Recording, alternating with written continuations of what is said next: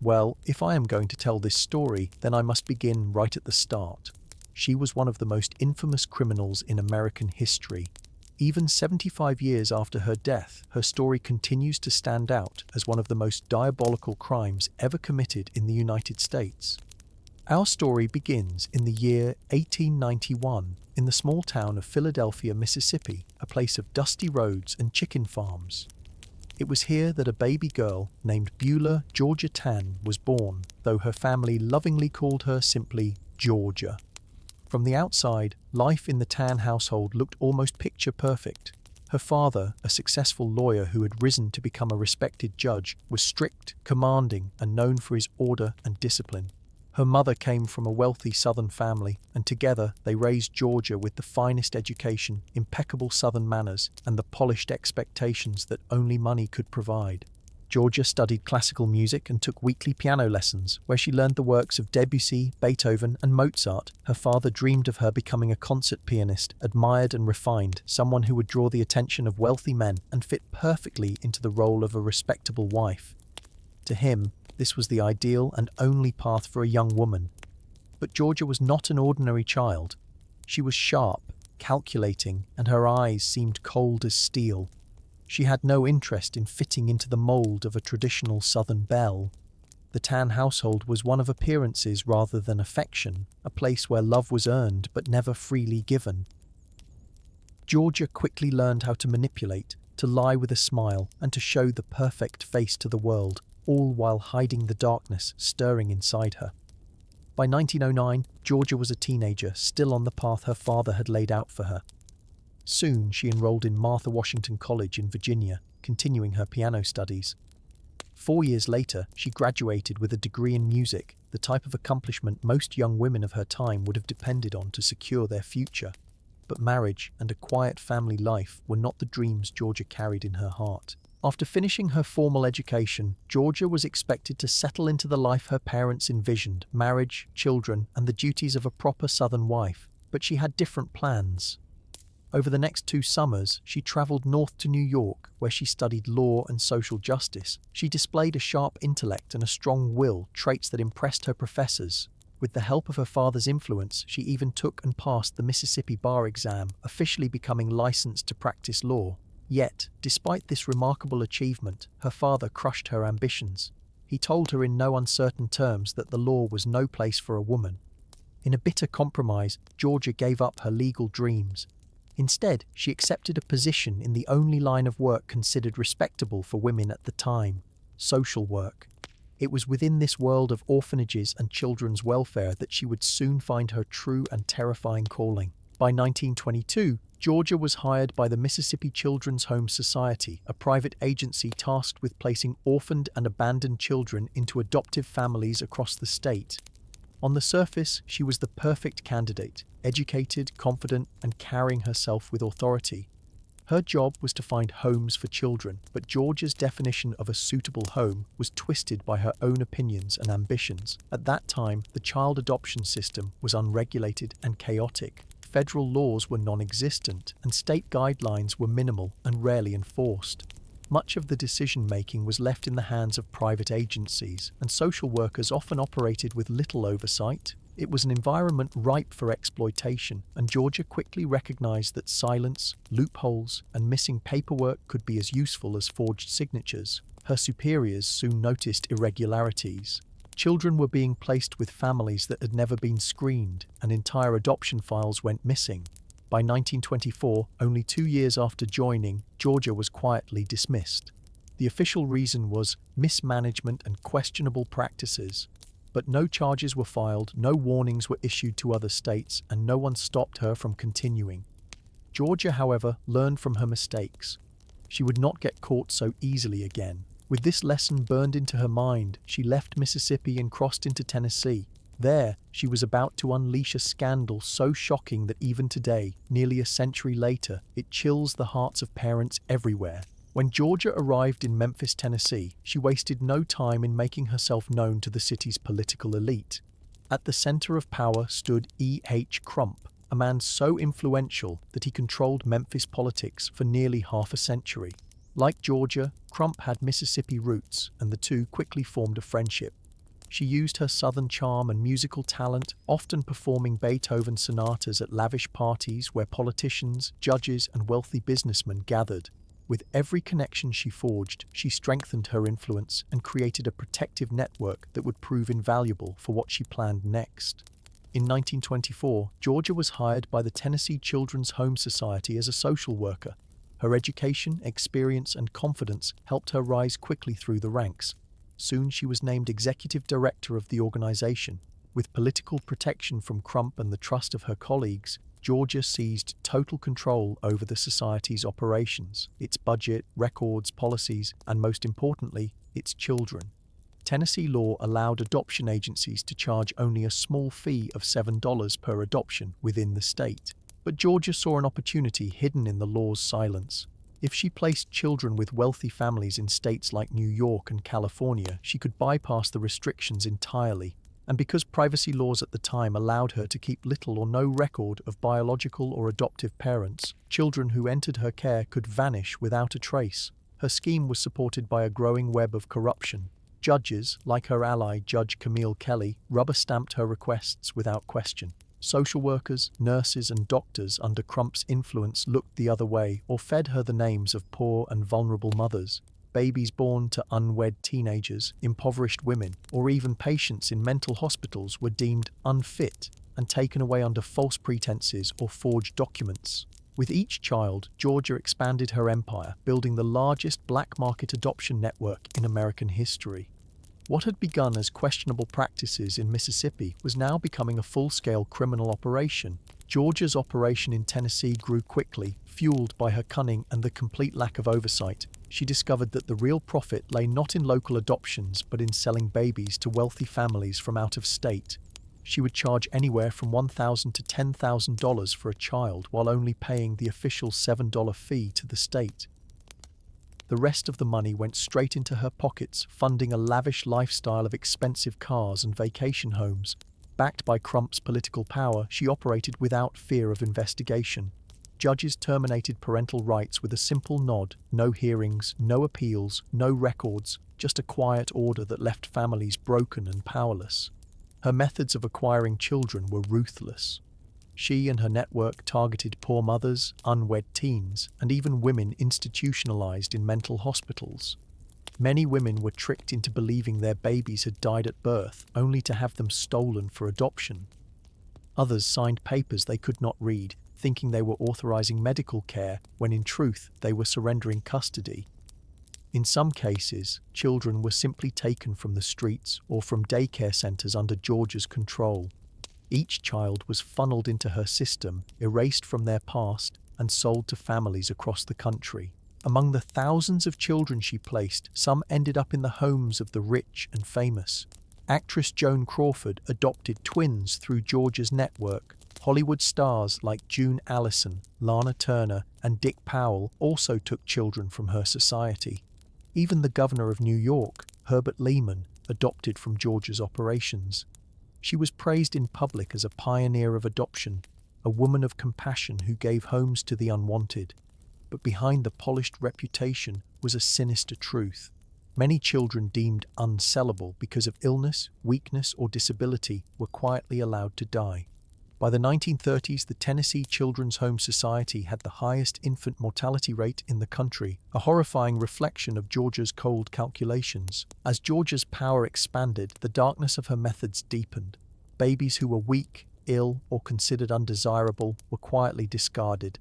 Many died under suspicious circumstances, their tiny bodies buried in the yard of the children's home or sent to a local funeral home for secret cremations. The numbers grew so alarming that by the 1930s, the Tennessee Children's Home Society had the highest infant mortality rate in the entire nation. Yet no one questioned why so many children were perishing in her care. Georgia controlled the records, and with the protection of powerful allies, the truth was buried alongside the victims. To conceal the growing toll, she purchased a small plot in Memphis's Elmwood Cemetery, a 14 by 13-foot piece of land. Over the years, she buried 19 children there, none marked with headstones or names. They were forgotten until decades later, when a monument was finally erected in their memory. But the real number of lost children is unknown. Some historians estimate that hundreds, perhaps even thousands, may have died as a result of neglect, abuse, or deliberate decisions made under Georgia's command. These deaths were hidden behind the polished image of a woman praised for her dedication to child welfare. While countless lives were destroyed, Georgia built her image as a respected figure in adoption reform. She toured the country, giving lectures attended by influential leaders such as Eleanor Roosevelt and President Harry Truman. She spoke of compassion, of finding homes for orphans, all while running one of the largest and most corrupt child trafficking operations in American history. Behind the curtain of respectability, her empire thrived, fed by greed, lies, and the silence of those who benefited from her crimes. For 25 years, Georgia Tann ruled her black market adoption ring with iron control, presenting herself as a savior while countless families were shattered forever. By the 1940s, Georgia Tann's influence reached its peak. Families across America sought her out, believing she was the most reliable path to parenthood. She cultivated a reputation of exclusivity, telling wealthy clients that she could provide them with the finest babies, as though children were luxury goods. Socialites, politicians, and Hollywood celebrities eagerly paid enormous fees, and Georgia delivered what they desired, regardless of the cost to the biological families. Meanwhile, her name was printed in newspapers as a visionary who had transformed adoption into a noble act. She basked in praise while the machinery of her empire continued to grind on, fueled by stolen lives and broken hearts. Her reach extended far beyond Tennessee. Infants were shipped by train and airplane to families in New York, California, and dozens of other states. Carefully selected nurses escorted the children, and paperwork was forged or altered to erase any trace of their origins. Birth certificates were falsified, often naming adoptive parents as though they were the biological ones. This system ensured that once a child entered Georgia's grasp, their past vanished, and reunion with their true family became impossible. She even went so far as to change the children's names, erasing identities in a cold attempt to create perfect illusions for her wealthy clientele. The demand was endless, and Georgia exploited it without mercy. Mothers who dared to resist were threatened, coerced, or left powerless in courtrooms overseen by her ally, Judge Camille Kelly. With a stroke of a pen, Kelly terminated parental rights and placed children into Georgia's custody, never questioning the validity of the circumstances. No law, no official, and no institution stood in Georgia's way. For nearly 3 decades, she was untouchable, shielded by political power and the wealth that flowed into her hands. But as the years passed, whispers began to spread, rumors of missing children, grieving mothers, and secrets too dark to remain hidden forever. By the mid-1940s, cracks were beginning to appear in Georgia Tann's carefully constructed empire. Families started asking questions, mothers demanded answers, and a few brave voices whispered about the cruelty hidden behind the polished facade of adoption reform. Rumors spread of infants who had vanished from hospitals, of mothers who were told their babies were stillborn only to later suspect otherwise.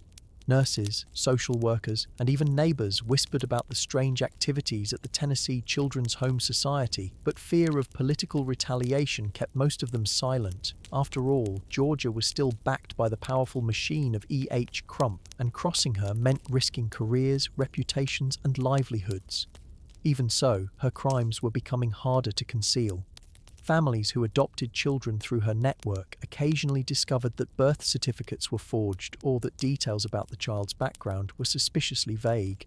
Some began to suspect they had unknowingly taken part in something illegal, but Georgia always managed to deflect blame with charm and authority. She convinced people that the secrecy was necessary to protect children from shame or scandal, and in an era when unwed motherhood was harshly judged, many accepted her explanations without further resistance. For decades, her excuses had been enough, but shadows were lengthening around her empire. At the same time, the mortality rate among children in her custody continued to rise. Too many little lives ended abruptly, and too many questions had no answers. Still, no formal investigation came.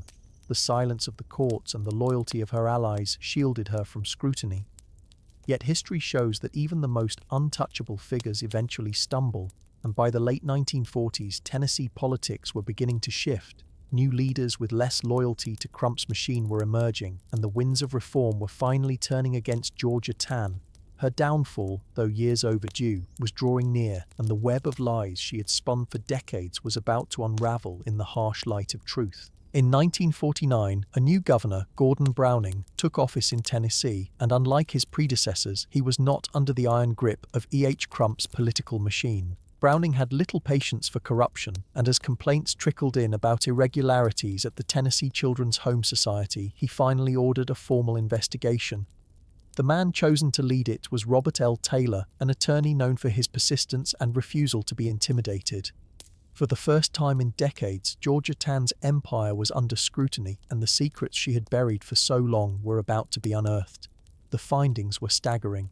Taylor uncovered proof of widespread child theft, falsified records, coercion, and adoption fees that soared far above legal limits. Testimonies revealed that countless mothers had been lied to, tricked, or outright robbed of their children. Adoption files had been destroyed or altered to cover her tracks, and some records showed children had simply disappeared with no accounting for their fate. The investigation estimated that over the course of 26 years, Georgia Tann had placed more than 5,000 children, many through illegal or unethical means. Worse still, a significant number of those children had died due to neglect, abuse, or deliberate decisions made by Georgia and her staff. The report shocked Tennessee and reverberated across the nation. Newspapers picked up the story, exposing the crimes of the woman once hailed as a pioneer of adoption. Families who had adopted through her network were thrown into turmoil, realizing the children they loved had been stolen from grieving mothers. Survivors, both parents and children, were left to grapple with the truth that they had been part of one of the darkest scandals in American history. Georgia Tann, the polished social worker with her genteel manners and southern charm, was unmasked at last. When the scandal finally broke wide open, Georgia Tann's carefully crafted image collapsed overnight. For decades she had been praised as a reformer, but now newspapers branded her the mastermind of the nation's largest black market baby trafficking ring. Mothers who had lost their children wept publicly, and adoptive families faced the unbearable realization that their joy had been built upon lies and stolen lives. The state of Tennessee, eager to distance itself from the shame, moved quickly to dismantle her empire. The Tennessee Children's Home Society was seized, its records reviewed, and its practices halted. For the thousands of children who had passed through its doors, however, it was too late. Their origins erased, their connections severed, their true families left in permanent grief. But fate delivered a cruel twist. Just as charges were being prepared and the weight of justice seemed ready to finally descend upon her, Georgia Tann fell gravely ill. Diagnosed with uterine cancer, she deteriorated rapidly. On September 15, 1950, at the age of 59, she died quietly in a Memphis hospital bed. She slipped from life just days before she was to be arrested and forced to face trial for her crimes. In the end, she escaped judgment in the earthly courts, leaving behind a legacy of devastation and unanswered questions. Her death marked the end of the investigation, for without her testimony and leadership, many of her accomplices went free. No one else was ever prosecuted. Judge Camille Kelly resigned in disgrace but lived out her days untouched by the law. Politicians and officials who had shielded Georgia for years turned their faces away, pretending they had known nothing of her deeds. For the victims, the mothers robbed of children, the children robbed of their identities, and the families shattered beyond repair, justice never truly came. Georgia Tann's empire crumbled, but the scars it left behind would last for generations. In the years that followed Georgia Tann's death, survivors struggled to piece together their identities and reclaim fragments of their stolen pasts. Many children who had been placed through her network grew up never knowing the truth about their origins until decades later, when the scandal resurfaced in public memory. Some searched tirelessly for their birth families, only to be met with sealed records, altered documents, and a labyrinth of lies left behind by Georgia's hand. The state of Tennessee eventually acknowledged the atrocities, but official files were redacted, names removed, and the full extent of the conspiracy hidden away forever. For many, the truth was buried just as deeply as the children whose graves had gone unmarked. Historians estimate that over 5,000 children passed through her system between 1924 and 1950. Some were placed into loving homes, others vanished without trace, and countless more suffered or died because they were deemed unworthy. Georgia's crimes exposed the dark side of a system with no oversight, where poverty and vulnerability could be exploited and where the powerless had no defense against the powerful. Even today, her story lingers as a grim reminder of what happens when corruption, ambition, and unchecked authority converge. Families remain divided, and generations carry wounds that cannot be healed. At last, her name became synonymous with betrayal and cruelty, a symbol of how innocence can be stolen under the guise of compassion. Yet out of this darkness also came reform, as states began to tighten adoption laws, enforce oversight, and offer protections to both children and biological parents. Still, many questions remain unanswered. Were others complicit beyond those we know? Did powerful figures deliberately hide the full scope of her crimes? These mysteries may never be solved, and so the tale of Georgia Tann endures, told again and again, a whispered warning across time. Here, on Wishpered Bedtime Stories, we leave you to reflect on her legacy and the haunting silence of the children whose voices were never heard.